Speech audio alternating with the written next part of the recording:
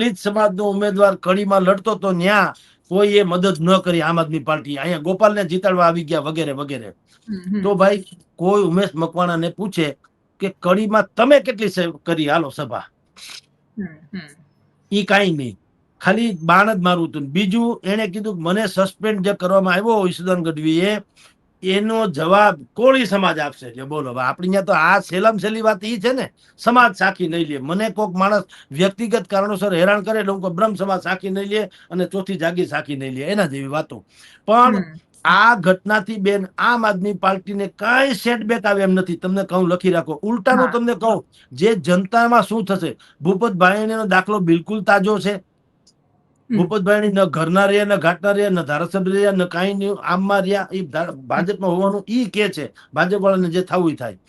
એવી રીતે તાજો જખમ હોવાને કારણે લોકોને થશે કે આ ઉટપટાંગ કરનારા માણસો છે, એમાં કોઈ શંકા નથી. એટલે એની પોતાની શાખ ઉપર જે છે ને દાગ લાગશે. પણ એટલું ખરું, આમ આદમી પાર્ટીએ પણ એને કાઢવામાં મોડું કર્યું ને એ પણ શંકાસ્પદ છે.